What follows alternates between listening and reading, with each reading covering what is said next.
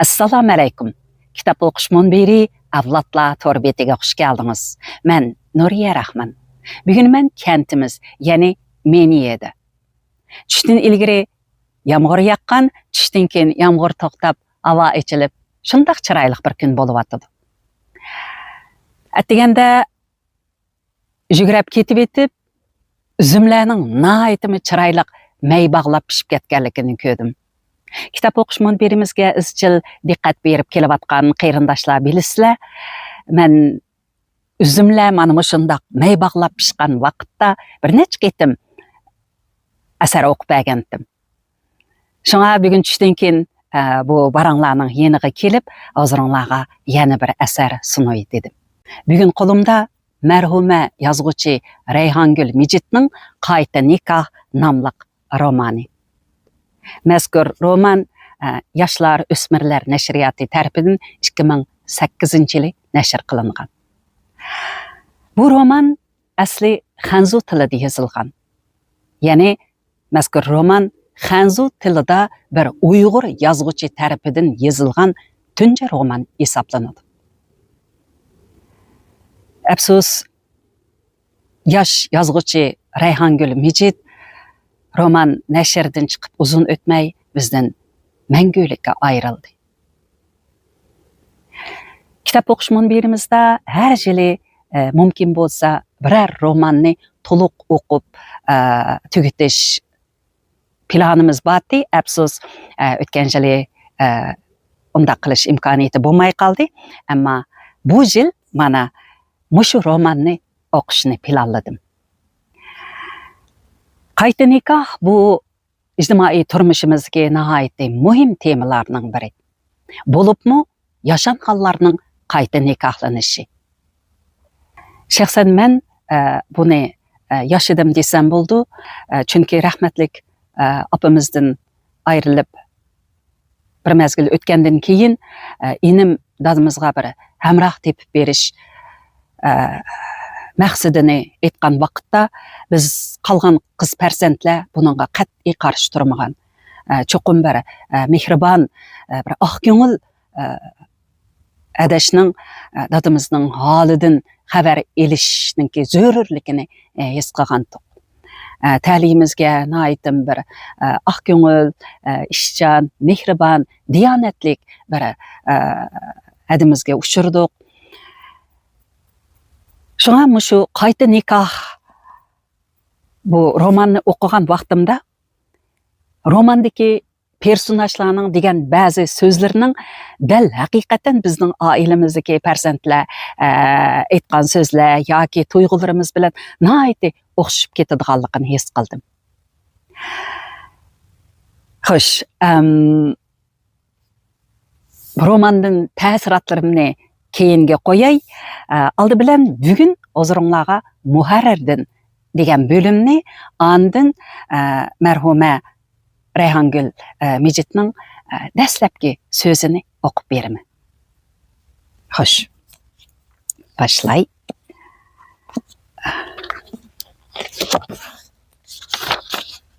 Aldı bilan marhuma yozuvchining bir so'zini ko'rsatay sizlarga.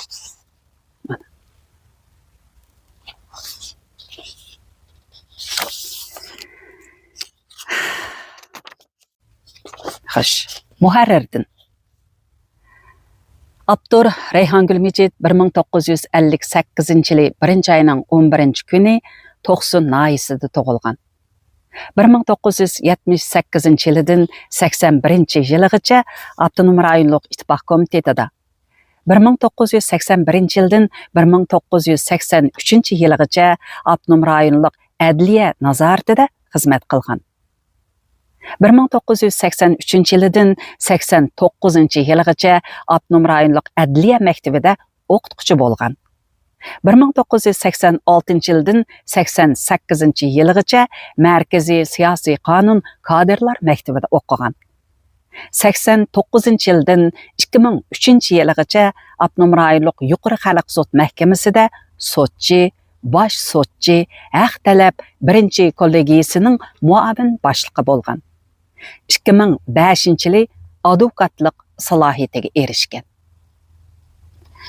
Abdur qisqagina hayotida Xanzu tilida sotchining xotirasi, qayta nikah, ipar va sayrin dölti nomli povest va romanlarni yozgan bo'lib, sotchining xotirasi nomli povestining Xanzucha nashri Xinjiang xalq nashriyati tarafidan nashr qilingan edi. Mərhumə Abdur Rayhangül Mecitning Qayta nikah nomli bu romani xalqimizning oilaviy turmushida har doim uchrab turadigan, odatda hech kimning diqqat e'tiborini qo'zg'ab ketmaydigan ushshaq detallar asosida tavlab chiqilgan muvaffaqiyatli va ta'sirli asar. Asarda millatimizning oilaviy turmushida aks etadigan etnik madaniyat va axloq mantiqisi orqa ko'rinish qilingan bo'lib, yaşanganda jörisidan ayrilib qolgan mo'ysipitlarning qayta nikohlangandan keyingi turmushi, o'gay ota-onalar bilan o'gay balalar o'tirsidagi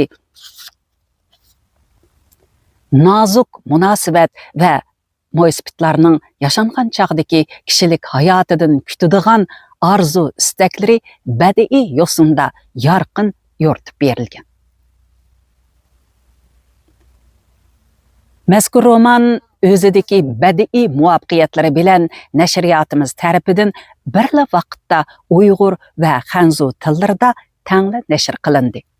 Aniqki bu natija Uyg'ur adabiyotining iftixori, jumladan Uyg'ur ayol avtorlarining favqulodda muvaffaqiyati hisoblanadi.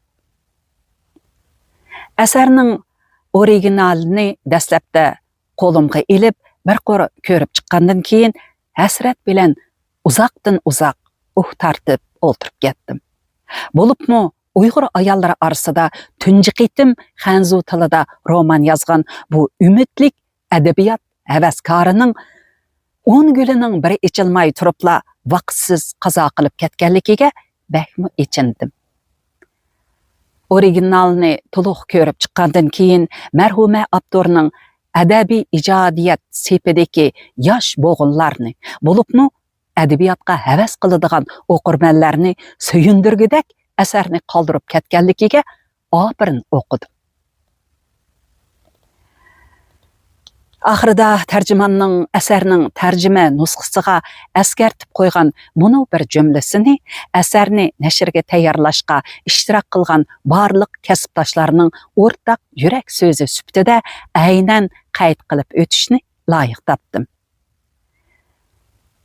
Mazkur asarning Uyg'urcha nashrini marhuma Abdur Rayhangül Mejitning hayot xotirasiga hurmat bilan bag'ishlayman. 2008-yil iyul.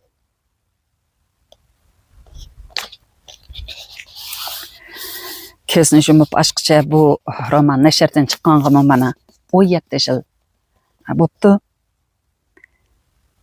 Xo'sh, tuvandikisi marhuma Rayhangül Mejitning yozgani.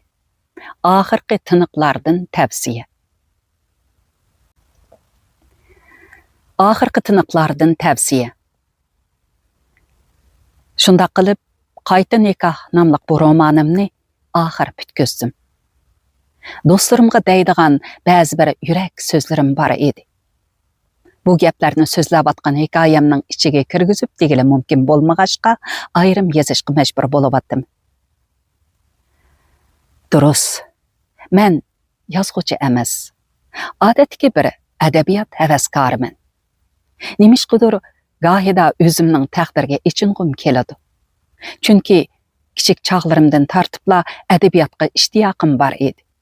Shunga boshlang'ich va o'rta maktabdagi chog'larimda muallimlarim yozgan maqolalarimni ko'rib, "Rayhangül, siz cho'ng bo'lganda cho'qim yozuvchi bo'lasiz" deydi.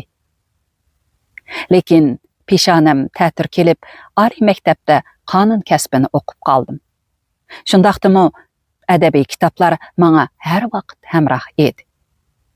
Oliy maktabni tugatgandan keyin qonun sohasida bir mezgil o'qituvchilik qildim.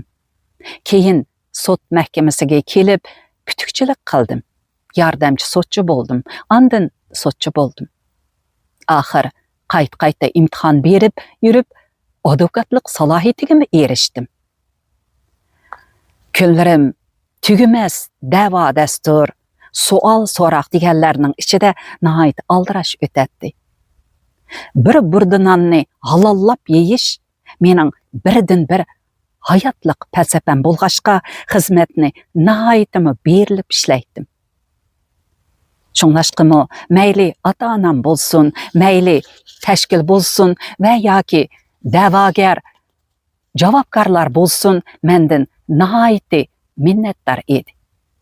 Bo'libmi urug' tuqqanlar, do'st birodarlarim xizmatimga bak havas qiladi.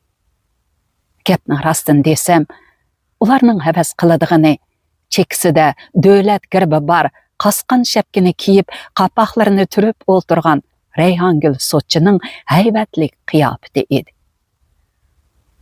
Shunga yo'ldoshimning do'stlarimi ba'zida uningga Reyhangül Sotchi qasqan shapkasini kiyib uyga shundoqli kirsa, sirojidan arshi qo'rqib, mulla mushuk bo'lib ketarmish, deb chaqchaq qiladi ekan. Lekin nemishqidir o'zimdan rozi bo'lg'im kelmaydi. Aniqroq deganda, aldirashliqda boshqashlashqimi vaqt chiqarolmay o'tayotgan kunlarimga echinxum keladi. Gohida o'zimdan shundoq deb so'rab ketatdim. Hay, kunlarim mushundoq oyog'i chiqmas ishlarning halakchiligida o'tarmi? Fani dunyoda yeydigan rizqim tugab, Azroil omonatni olg'ili kelganda qilayotgan mushu ushaq-tushak ishlarim bilanla nam nishonsiz ketib qolarmanmi? Shkapimdagi qalin kitoblar mushu ko'ngil g'ashliklarimga malham bo'ldi. Chanqagan yuragimga obi zamzam bo'ldi. Kuz yaprog'idek titrigan vujudimga tog'dek yo'lak bo'ldi. Ashu kitoblardan avungan estetik tuyg'ularimning g'alyonlari bilan qo'limga qalam elib, uni buni yezib baxdim. Akşam ertesi üstelge mükçeyip o'ltirib, qalamga olgan ashu narslarimdan oxir bir necha parcha asar pütüp qolganmi bo'ldi. Nurg'un vaqtimning idorning aldirash xizmati bilanla o'tib ketayotganligiga ichim pushib yurgan kunlarning birida tuyuqsizla xizmatdan istifa berib, o'z oldimga advokatlik qilg'ash, yeziqchilik qilish niyatiga kelib qoldim. Uzun o'tmay bu ishnimi orzuim bo'yicha vujudga chiqardim. Bir yakka advokatlik o'rni meni hash-pash degicha ishga taklif qildi. Sotchining xotirasi nomli povestim ustida qayta ishlayotgan kunlarning birida tuyuqsizla o'pkam chinqilgandek bo'lib yo'tilib ketdim. Oxiri bo'lolmaganda yo'ldoshim meni o'pka kasalliklari doktorxonasiga olib bordi. Ular o'pkamni suratga elib ko'ribla, darhol o'sma kasalliklari doktorxonasiga olib borib tekshirib beqinglar, o'pkada qora dog' barda qiladi deyishdi. O'sma kasalliklari doktorxonasiga berib edik, ular o'pka rakining alomatlari bak aniq, darhol bolnisi yetib davolanmasa bo'lmaydi deb diagnoz qo'ydi.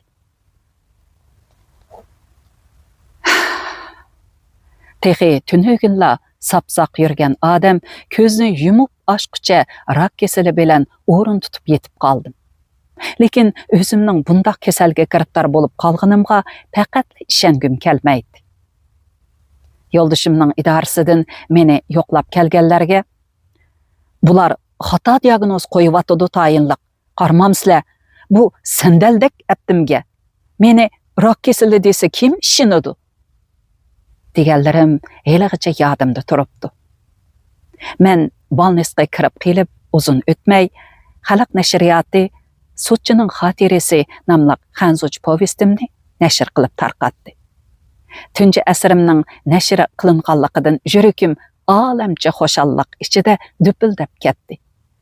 Shu xushallikda qayta nikoh nomli bu romanimni takror pishiqlashga kirishib ketdim.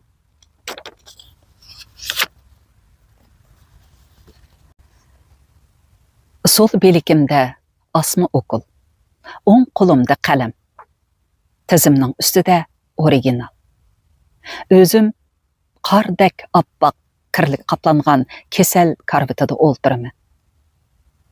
Yotoqdoshlarim canğı tikilip kelgen rak keselining rahimsiz azaplaşlarıdın aciz eňirişidi.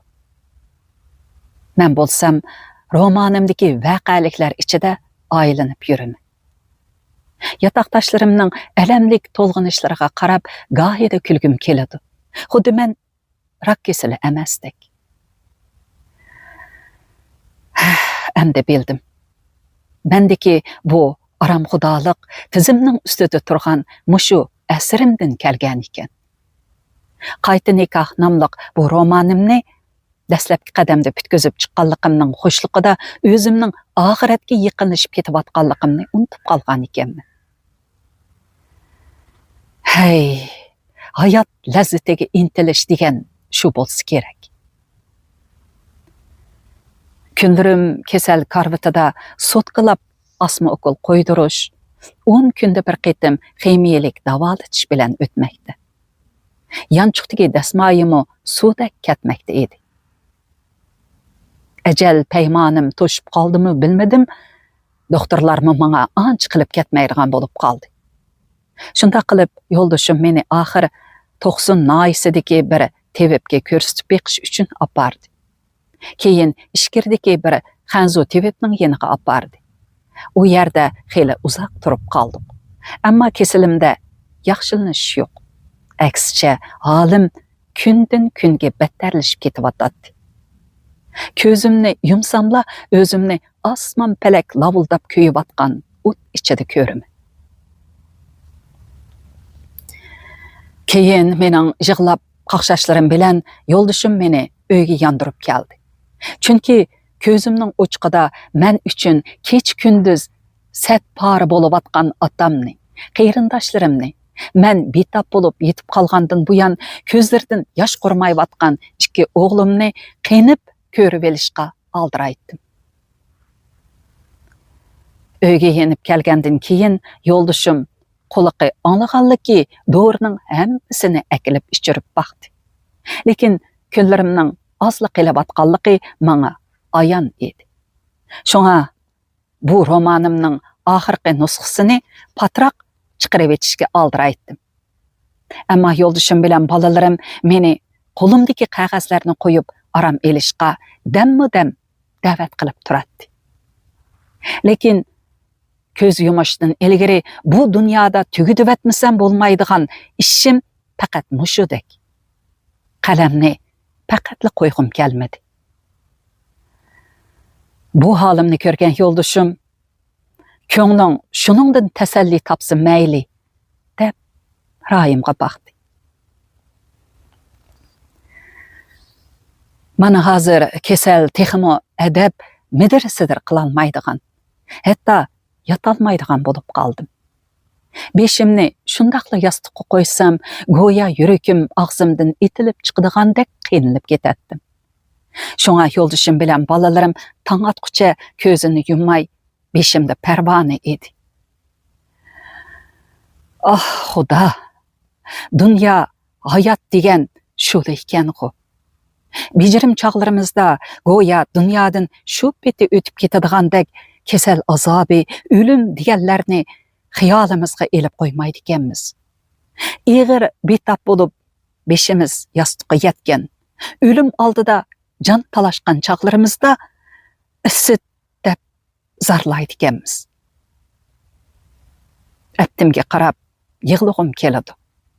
Og'riqqa faqat chidayolmagan chog'larimda yo'ldoshim akilib bergan morfindan 2 tal ichib, birer soatcha aram topgandek bo'laman.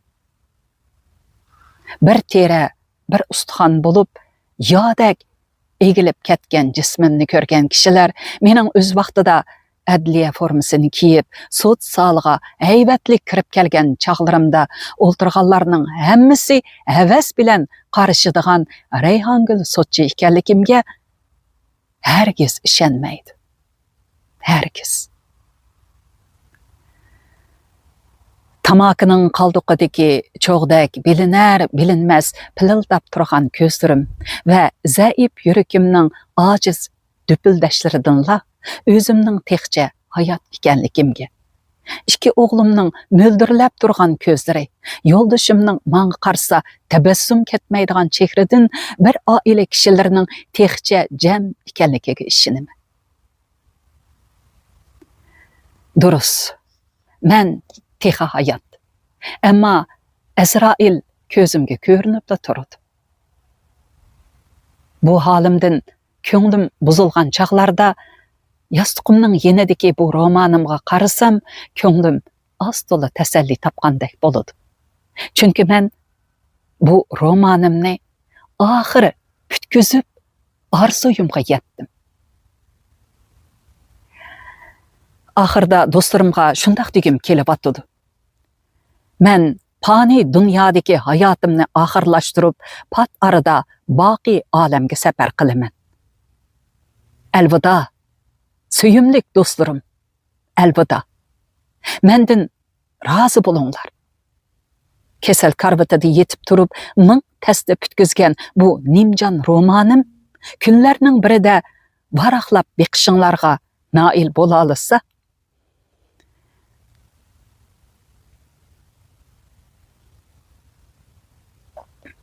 mahşerde yetip alamçı söyüngen bolatdım.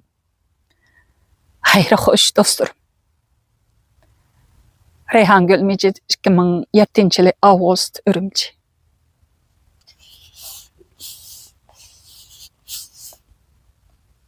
Merhume yazgıçımızdaki şu romanını tamamlap boğandan keyinki bu sözleri ahırkı tınıklardan tavsiye bolup mu şu ahırkı cümlesi men oxumayman, ötkende okugandım, şundaq köňlüm yerim boğan. Hazırmı şundaq bolup ketdim. Elbette bu roman bizningki bir qitim emas, bir neçe qitimlap varaqlap okuşumuzga arziydigan roman. Şundaq dep keskin ayta alayman.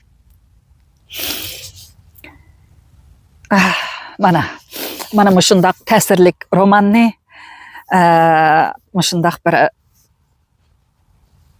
gerçi özü kasbiy yazgıçı bolmuşsumu bir edebiyat hevaskari boğan bir Uygur ayalıning kesel karvatida yetip durup pütürgen amma reallıqi, aktuallıqi naiti güçlük boğan bu romanni kitap okuş munbiride okup ozurunlarga sunaman.